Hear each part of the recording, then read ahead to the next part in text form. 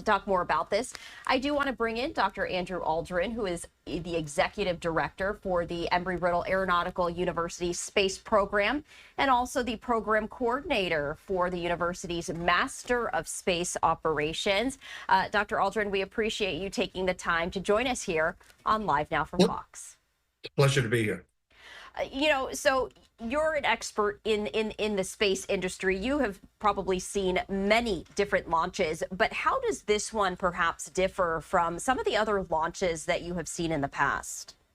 So this is really the first time I can think of where we've had an entire crew that's really sort of cohesive and is going to articulate a common message. I don't know exactly what that message is going to be, but I think it's really the first time we've had a crew that of civilians that's I think very much sort of united in ways that we haven't seen before. So I'm excited to see what comes out of it.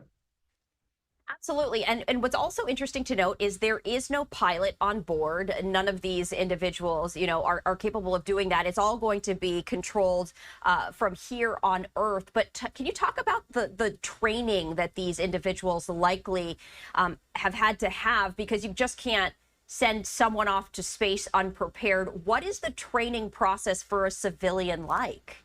Well, it depends on the flight and the company that's running it and the spacecraft and all that sort of stuff with Blue and the New Shepard, because it is all autonomous. And by the way, launch vehicles typically are autonomous. The only radio transmission that we've done mostly in the past is actually a command destruct signal, and we don't want to send anything like that. So it's routine for spacecraft to operate, at least up until the point that they might get to a docking maneuver or something like that, autonomously. So that part, they don't have any controls to manipulate should they want to.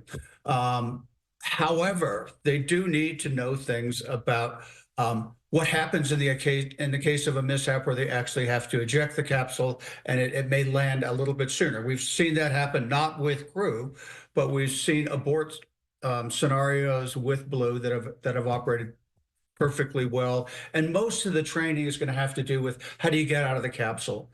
They are certainly being trained on what to do during the flight.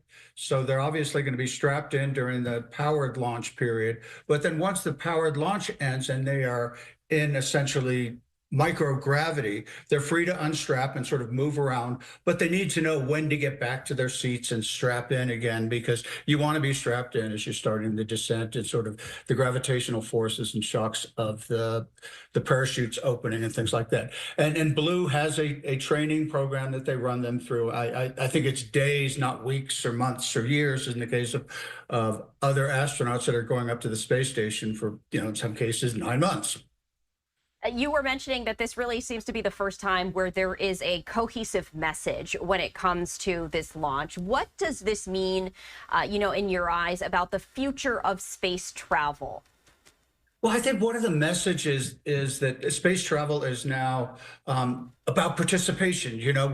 Growing up, when my dad went to the moon, there were 3 people that went to the moon. 2 of them landed. A couple 100,000 worked on the Saturn V and all that kind of stuff, and everyone else watched.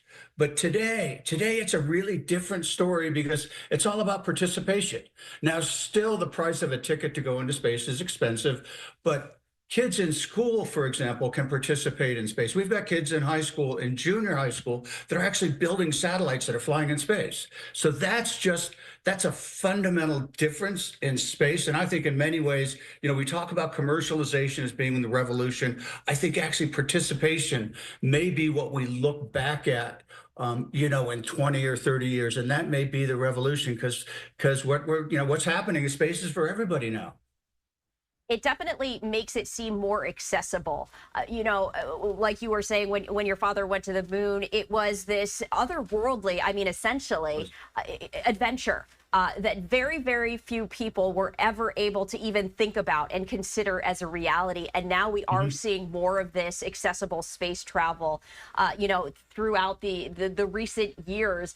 For you, as we take a look at this launch that is expected to happen tomorrow, is there anything in particular that you are keeping an eye on?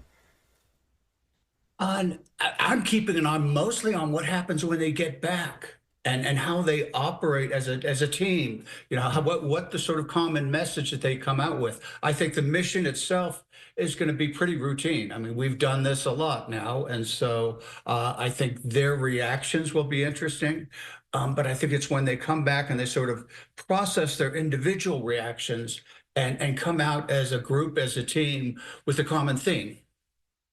You know, and I also have to note that these passengers, all six of them, are female. And you know, as we take a look to creating more accessibility to STEM programs for everyone, but also we have seen, you know, women lagging behind when it comes to being engaged in these types of industries and fields. You know, do you think that this really could create that connection for, you know, perhaps a young girl who's watching, you know, these women blast off into space, and no, they're not astronauts, but they're still able to participate?